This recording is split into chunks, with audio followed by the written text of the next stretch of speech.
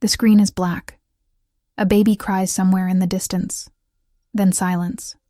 My name is Zola. I used to translate danger for a living. I knew how to turn threats into clean sentences. I knew how to make violence sound like business. I thought I left that world in Seoul, in a hotel corridor, in an envelope of money I refused to touch, in a one-way ticket I set on fire. But the Korean mafia doesn't let you leave. Not really. Sound of footsteps. Multiple sets. Heavy. I am standing in a train station in Nairobi with my twins asleep in a stroller, and there are men in black suits walking toward me like I am something they were sent to collect. She looks down at her children, then up. I thought I had hidden us well enough. Beat. I was wrong.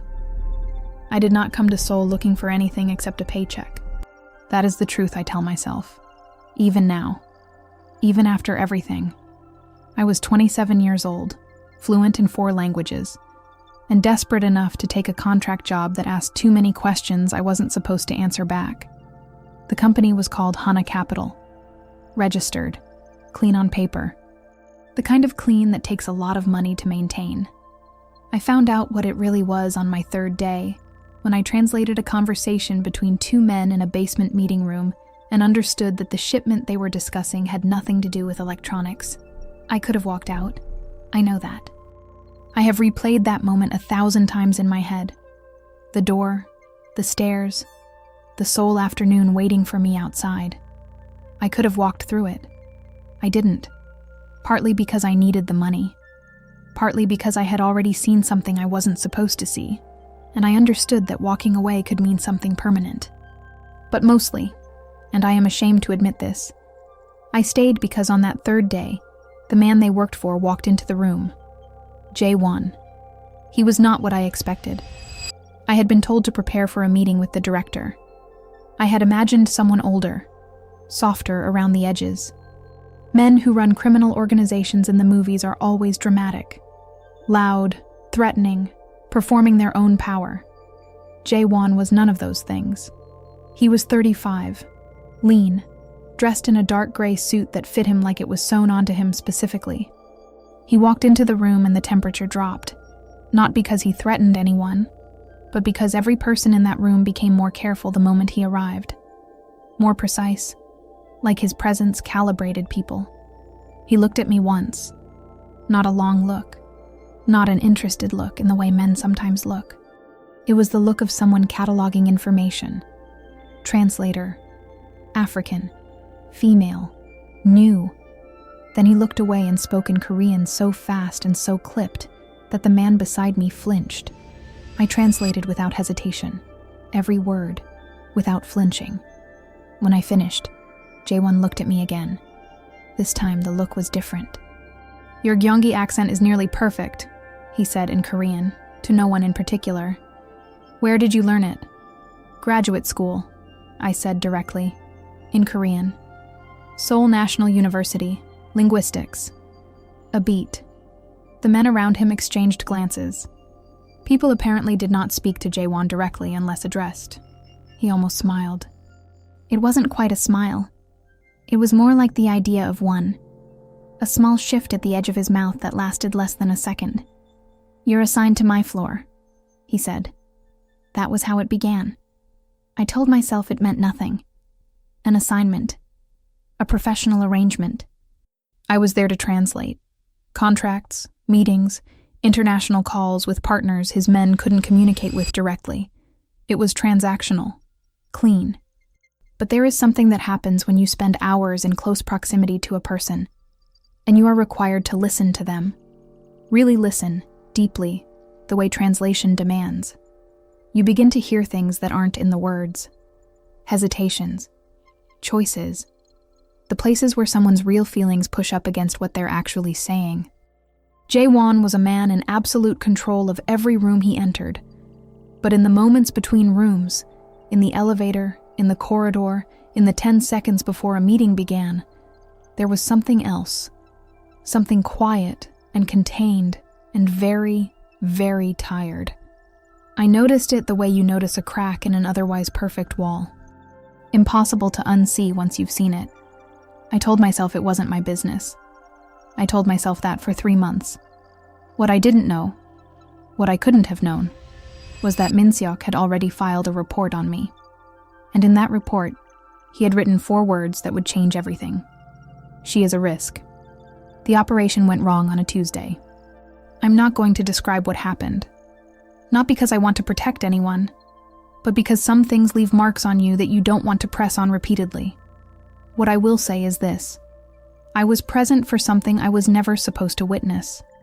And afterward, I sat in a stairwell on the 14th floor of a building in Gangnam, and I could not make my hands stop shaking. He found me there. I don't know why he was in that stairwell. I didn't ask. He sat down on the step above mine. Not beside me, but near enough. And for a long time, neither of us said anything. The silence between us had always been careful before. Professional. This was different. This was the silence of 2 people who had both just seen something that reminded them they were still human. "You should have been downstairs," he said finally, in Korean. "I know," I said. "Are you hurt?" "No." Another silence. Then, very quietly, he said something I hadn't expected from him. Something that didn't belong in his voice. "I'm sorry you saw that." I looked at him. He was looking straight ahead, jaw tight, and the exhaustion I had been cataloging for months was sitting plainly on his face for the first time. Unguarded. "Do you ever want to stop?" I asked. I don't know why I asked it. It was the kind of question that could get you killed in his world. He didn't answer right away. When he did, his voice was so low I almost missed it. "Every day," he said. That was the moment I should have stood up and walked back downstairs. Instead, I stayed. We talked, haltingly at first, then steadily, for 2 hours in that stairwell. About Seoul. About the life before the organization for him, the life before the contract for me. About the distance between who we were and who we had become. By 3 a.m, we were no longer boss and translator. We were just 2 people who were both a long way from where they had started. I don't need to narrate what happened after. Not for the story to be true. The feelings were real. The closeness was real. The moment his hand found mine in the dark of that stairwell was the most honest thing that had happened to me in Seoul. By morning, I was back in my apartment. Alone. The city was just beginning to lighten outside my window. I pressed my forehead against the glass and told myself it was a single night. An anomaly. That we were both in shock, and we had needed something human, and it didn't have to mean anything permanent. I believed that for exactly 19 days. On the 20th day, I bought a test from a pharmacy 3 neighborhoods away where nobody knew my face. I sat on the floor of my bathroom with the window cracked open, the sound of Seoul traffic rising from the street below, and watched 2 lines appear. My hands were perfectly still this time, which was somehow worse. I went to him directly. No appointment. No message through Minseok. I walked to his office on the 14th floor, knocked once, and opened the door. He looked up from his desk. I placed the test on the surface between us. He looked at it for a long time without speaking. I watched his face, that controlled, calibrated face, and I saw the exact moment something shifted inside him. Not toward me. Away. Inward. Behind a wall I had never seen him use before. "J1. I said. My voice was steady. I had practiced steadiness my whole life. He stood. He walked to the window. His back was to me. "I'll have Minseok make arrangements," he said. That was all. I waited. He didn't turn around. I left.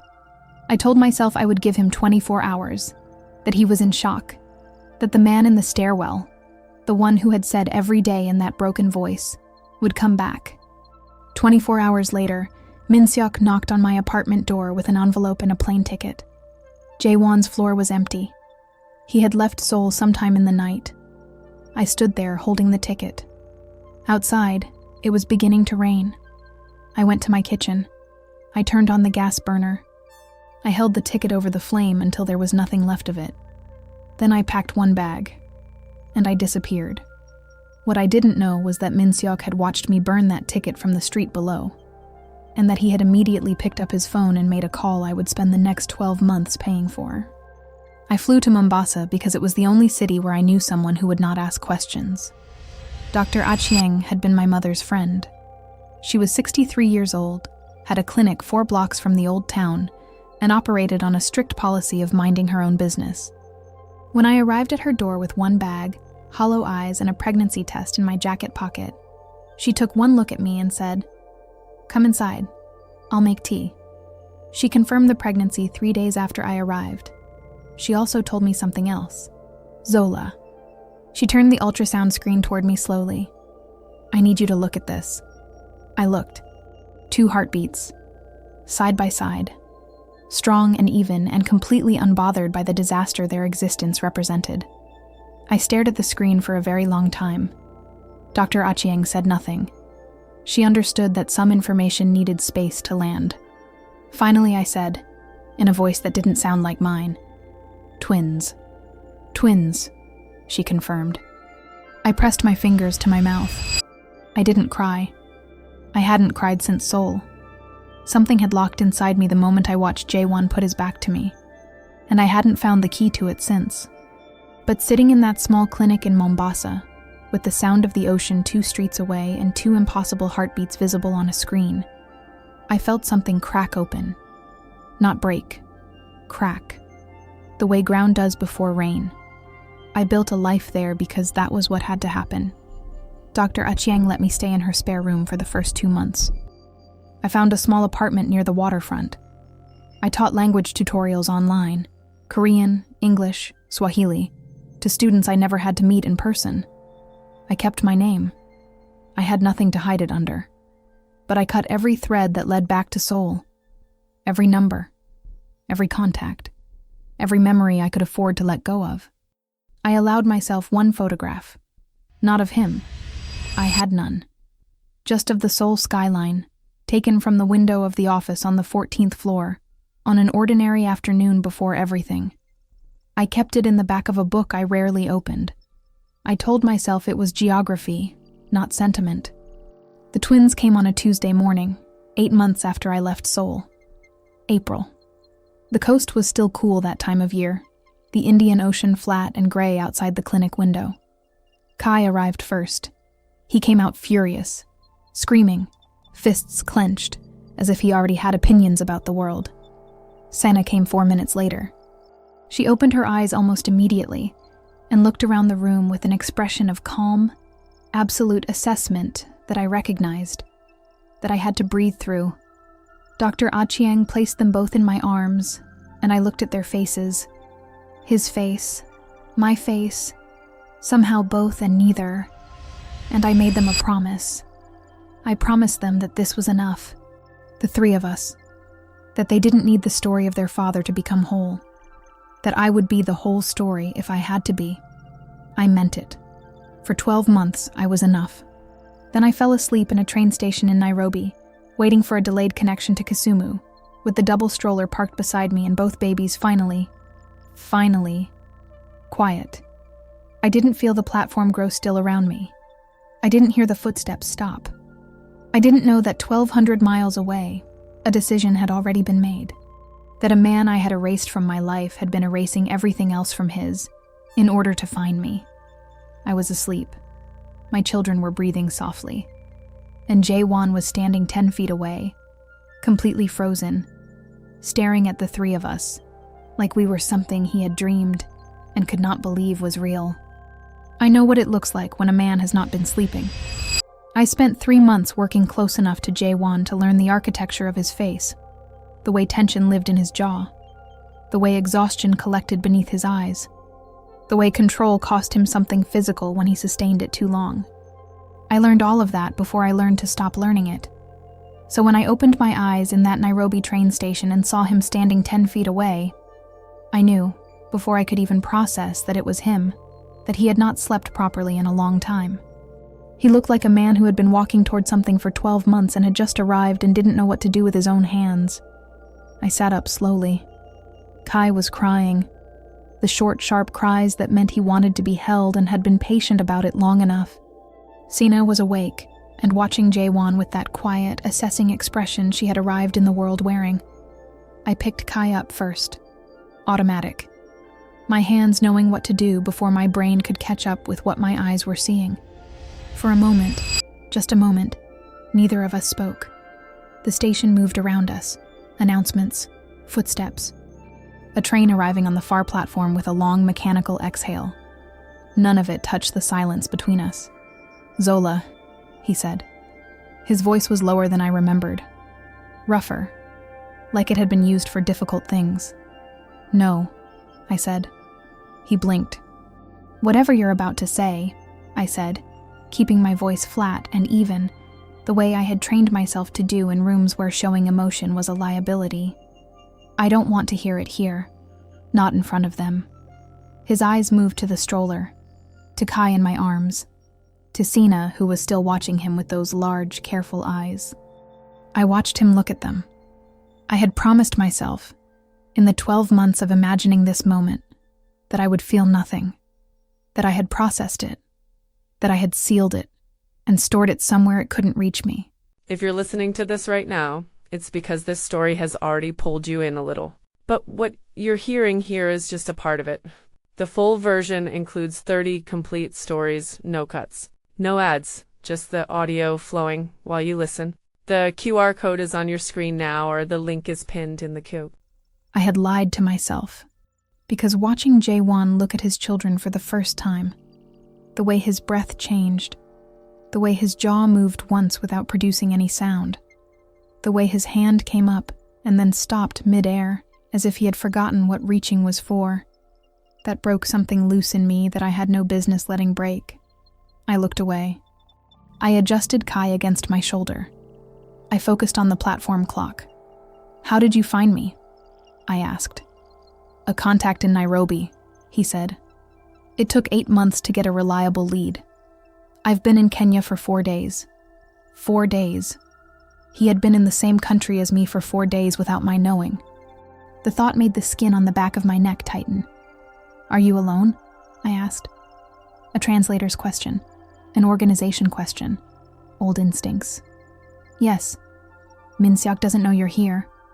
A pause. "He knows I came to Kenya. He doesn't know I found you." I nodded slowly, filed that away. Sina made a sound then. A small demanding sound that meant she also wanted to be held. That Kai had been monopolizing my attention for long enough, and she had data to gather about this new situation. I leaned down and lifted her with my free arm, settling both of them against me. Jaewon made a sound I had never heard him make before. Something small and involuntary that he cut off immediately, like a word that never became a word. "They're 12 months old," I said. Not cruelly, just as fact. "I know." His voice was very quiet. "You've missed 12 months. "I know, Zola." "I don't want your guilt," I said. "I want you to understand the accounting. 12 months. Every morning, every fever, every night I didn't sleep, every question I didn't have an answer for. That was mine alone. That was what your silence cost." He didn't defend himself. He didn't explain. He stood there and he took it. The words. The weight. The way a person does when they know they have earned every gram of it. "I'm not asking for forgiveness," he said finally. "I'm not asking for anything tonight. I just needed to see that you were safe." "We are safe," I said. "We were safe without you." Something moved across his face. Not quite pain. Something more complicated. The face of a man absorbing a truth he already knew, but was hearing confirmed for the first time. Kai had stopped crying. He was looking at Jaewon with the same focused intensity his father brought to every room. Jaewon looked at him. His son looked back. The moment lasted only seconds, but I saw what it did to him. I saw the exact moment Jaewon understood. Not abstractly, not as information, but in his body, in his chest. What he had walked away from. I had spent 12 months being angry at him. I had earned that anger. I had built a life inside it, used it as fuel when exhaustion threatened to flatten me. But standing in that station, watching a man try to hold himself together in front of children who didn't yet know his name, I felt something shift. Not forgiveness. Not yet. Not even close. But the first small fracture in the wall I had built. My connection to Kisumu is in 40 minutes, I said. You are not coming with me tonight. He nodded. But I paused, made myself say the next words carefully, because I knew once I said them I could not take them back. Give me 3 days. I'll come back to Nairobi on Friday. We can talk then, in a neutral place. No men, no organization, just us. The relief on his face was so immediate and so unguarded that it almost undid me. Friday, he said. Yes. I'm not promising anything, I said. I'm not promising anything beyond the conversation. I know. They don't know who you are yet, I said, glancing at the twins. And until I decide otherwise, that stays. He flinched slightly, but he nodded. I gathered the stroller with one hand, both children resettled. I turned to leave. Then I stopped, without turning around, and I said one more thing. You look terrible, J1. A beat. I know, he said. And for just a second, beneath all the exhaustion and the weight and the 12 months of consequence, I heard something that almost sounded like the man from the stairwell. I walked toward the platform without looking back, but my hands were shaking again. For the second time in my life in connection with this man, my hands were shaking. And this time I couldn't blame shock. What I didn't know, as I boarded that train, was that Min Seok had tracked Jaewon's phone, and that he had been standing on the platform the entire time, watching, waiting, and he had seen the twins. I woke up because Kai started crying. I opened my eyes, and the first thing I saw, standing in the middle of a Nairobi train station in a dark coat, looking at my children with an expression I had no word for, was him. I spent the 3 days in Kisumu telling myself I was calm. I was not calm. I was performing calm, which is a completely different thing. One I had mastered early in life and refined to a high art and soul. But underneath the performance, something had been set in motion that I couldn't stop. A current. A tide moving toward shore whether I wanted it to or not. On Thursday evening, I put the twins to sleep at my cousin's house, watched their chests rise and fall in the blue dark for longer than necessary, and made my decision. I went back to Nairobi on Friday morning. Jaewon was waiting at the cafe I had named, a quiet place near Westlands, local, not the kind of establishment that attracted people in dark suits making international calls. He was already there when I arrived. Early. Of course he was early. Control is a habit, and being early is one of its smallest expressions. He looked slightly better than he had at the station. He had slept, maybe, or tried to. I sat down. I did not greet him warmly. I ordered tea. I waited for it to arrive. Then I looked at him, and I said the only thing that mattered. Why did you run? He had been preparing for this question. I could see it. The slight steadying of his posture. The measured breath. He had rehearsed an answer. Men like Jaewon always rehearsed answers to the questions they were afraid of. But what came out wasn't the rehearsed version. I could tell because his voice lost its finish. 3 months before you told me, he said. A rival faction sent me a message. Not a threat, exactly. More of a demonstration. They found out about a woman I had been close to 2 years prior. A woman who had nothing to do with the organization. They made sure she understood what being connected to me meant. He paused. She moved cities. Changed her name. I don't know where she is now. I held my tea without drinking it. When you told me you were pregnant, he continued, the only thought I had, the only coherent thought, was that they would use it, that they would find you, that a child of mine would become leverage, a target. He looked at his hands on the table. I thought removing myself completely was protection. I thought if there was no visible connection, there was no threat. The silence stretched. You thought disappearing was protecting me, I said. Yes. And it didn't occur to you, I said very quietly, to tell me that, to explain it, to give me the choice of knowing why I was being abandoned. His jaw tightened. No, it didn't. Why not? He looked up. His eyes were direct, at least. He had never been a man who hid behind softness. Because telling you meant admitting I was afraid. and I didn't know how to be afraid in front of another person. I set my cup down. There it was, the real answer. Not strategy, not coldness. Fear wearing the mask of control. Fear dressed up as protection so he wouldn't have to name it. I had known this, somewhere. I had turned it over in the dark of 100 nights in Mombasa, building the theory of him from the evidence I had. But hearing it said, hearing it admitted, plainly, without defense, was different from theorizing it. I was alone, I said. I was in a foreign country, carrying twins, with nothing. I had no idea if the organization would come after me. I had no idea if you had told them. I had no idea if your silence meant safety or danger. I made every single decision without information, J1, because you decided that protecting me meant keeping me in the dark. I know. Don't say I know again, I said. Tell me something you didn't know. He was quiet for a moment. Then, slowly, I didn't know it would take me 3 months to understand what I had done. I didn't know that when I finally understood it, I wouldn't be able to function around it. I didn't know that a person could dismantle something they built for 15 years, the organization, the reputation, the whole architecture of their life, and still feel like they hadn't done enough to deserve a single conversation with the woman they had failed. I looked at him for a long time.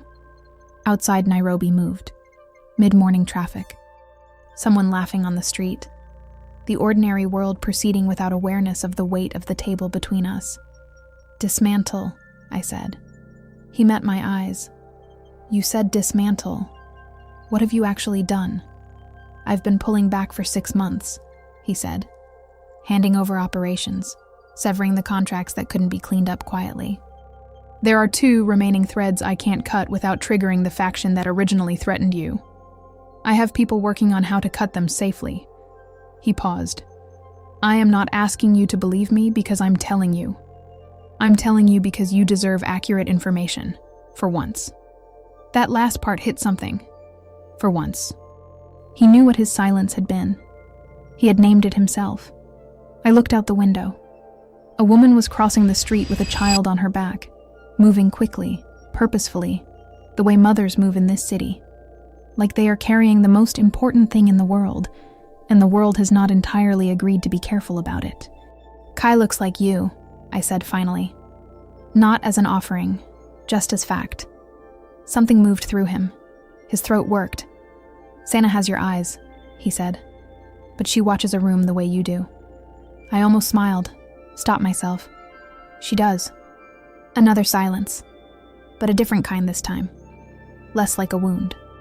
More like ground after rain, changed, but not ruined. I'm not forgiving you today, I said. I want to be clear about that.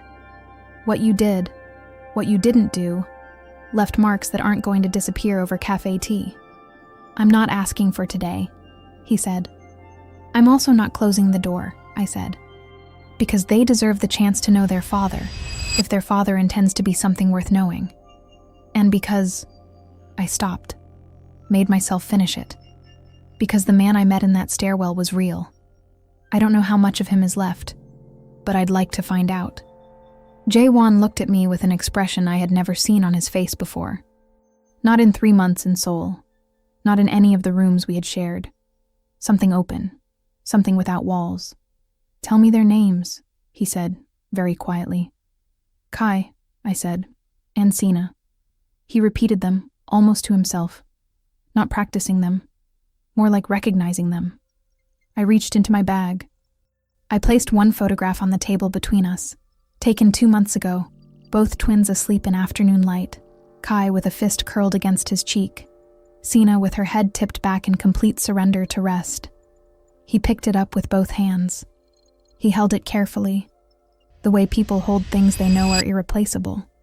He did not perform a reaction. He did not manage his face. He just looked at them, and for the first time since I had known him, Jaewon let himself be completely unguarded.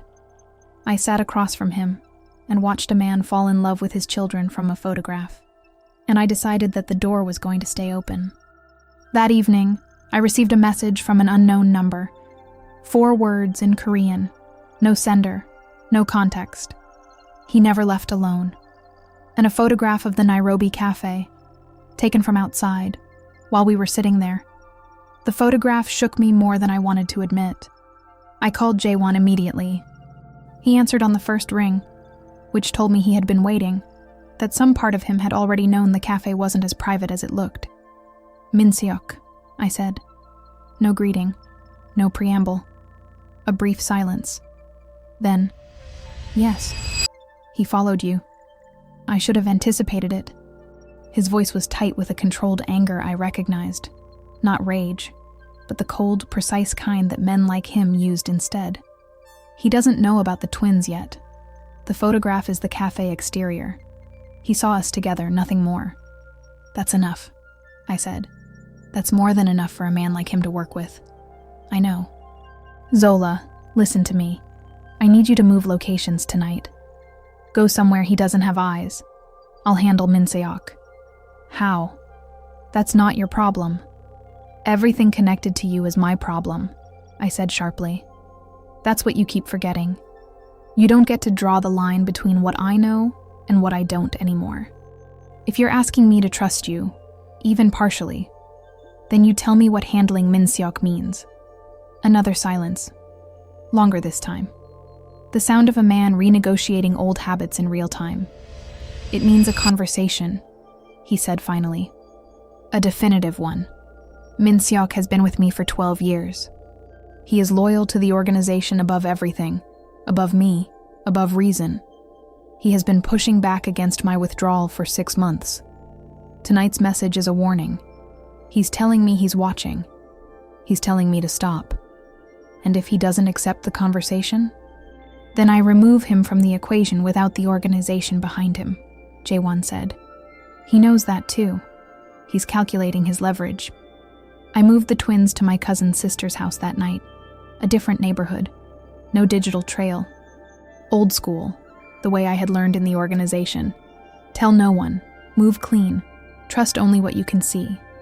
The next 72 hours were the longest of my life, and I had given birth in a coastal clinic during a power outage, so that comparison carries weight. Jaewon handled it. I did not watch how. What I know is that on Sunday morning, he called me and said, in a voice that had shed its tension like a coat, "It's done. You're safe. Minseok. Gone from the organization. His choice in the end." He understood that the alternative was worse. A pause. He said something before he left. He said I had gone soft. "What did you say?" I told him he was wrong. That this was the first clear decision I had made in 15 years. I sat with that for a moment. "Come to Nairobi," I said. "This week. I'll bring the twins." He arrived on Wednesday. I chose a park. Open, public, ordinary. The kind of place where nothing dramatic is supposed to happen, which felt like the right corrective for the kind of drama that had surrounded us from the beginning. I watched him walk toward us across the grass, and I noticed, for the first time, that he looked different without the organization around him. Not smaller. He was still precisely himself, still the kind of man who calibrated a room just by existing in it, but lighter. Like he had put something very heavy down, and his posture hadn't adjusted yet to the absence of the weight. Kai saw him first. My son, 13 months old, recently mobile, with very strong opinions about strangers, looked up from the grass he had been systematically investigating, looked at Jaewon, and did something I had not predicted. He lifted both arms. The universal infant request. The ancient, uncomplicated language of pick me up. Jaewon stopped walking. I held my breath. He crouched down slowly, the way you approach something you don't want to frighten. He looked at Kai with an expression of absolute, unguarded terror and wonder in equal measure. Then, carefully, he picked him up. Kai grabbed his collar with both fists and looked at his father's face with the focused expression of someone conducting a serious assessment. Apparently the assessment was satisfactory, because Kai patted Jaewon's cheek once, a flat, decisive pat, and then turned to look at the park with the air of someone who had concluded their business and was ready to observe the landscape from a better vantage point. Something happened to Jaewon's face in that moment that I will not try to describe in full, because some things belong to the people they happen to. and should not be translated for anyone else's consumption. I will say only that I had never seen him look like that. I did not have a word for it. I filed it under something I was not ready to name. Sina, characteristically, took longer. She sat near my feet and watched Jaewon for the first 40 minutes with the calm, lateral assessment she applied to all new information. She was not hostile. She was simply thorough. When she finally decided she had gathered sufficient data, she crawled to him, pulled herself upright on his knee, and stared at him from a distance of approximately 3 centimeters. "She's deciding about you," I told him. "What are the criteria?" he asked, very seriously. "I have no idea. She's never explained her methodology." He laughed. Actually laughed. A real one. Brief and startled out of him. The kind that you can't manufacture. Sina, apparently satisfied by this response, sat down in his lap with the air of someone who had reached a verdict. We stayed in that park for 3 hours. We did not talk about the organization. We did not talk about the future in large terms. We talked about the twins, their habits, their personalities, their current obsessions. I told him that Kai screamed at high-pitched sounds and loved anything that rolled. That Sina slept best on her left side and had, from birth, shown a preference for being told things directly, rather than in soothing tones. Maybe you're listening to this while doing something simple. Washing dishes, tidying up, trying to relax. And that's exactly why these stories work. When you unlock full access, you get 30 stories. Over 30 hours of audio with no interruptions. You press play, and the story just keeps going. If you want to continue right now, scan the QR code on your SC, or tap the link in the pinned comment. What was never said continues there. He listened like every word was something he needed to memorize and had been given limited time.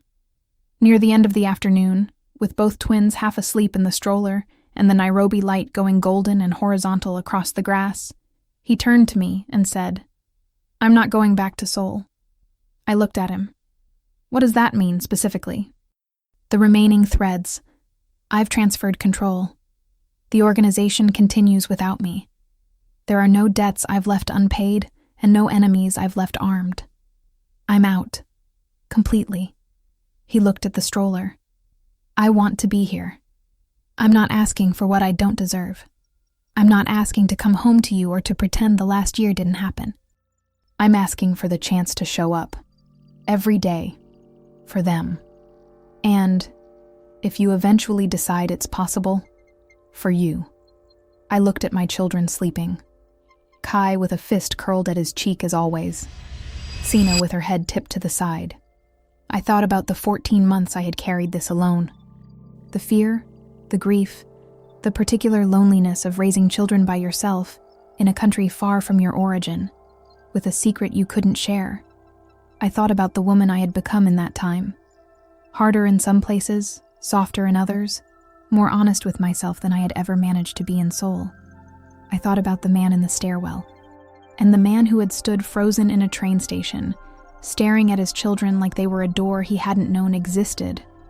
"You show up," I said, consistently, without drama, without the organization, without men, without emergencies from your old life bleeding into ours. I paused. "You do that, and we see what happens." "That's enough," he said. "It's not a guarantee," I said. "I know what it is," he said. "It's a beginning." And because I was very tired of pretending to be less affected than I was, and because the light was golden and my children were sleeping, and the man beside me was looking at me with the kind of honesty that had no performance in it, I let myself lean back slightly. Just slightly. Not touching. Not yet. But the space between us, for the first time, was something I chose not to fill. The weeks that followed were not a fairy tale. They were something better than that. They were ordinary. He came every morning. He learned the twins' routines without being taught, the way attentive people learn things, through careful observation.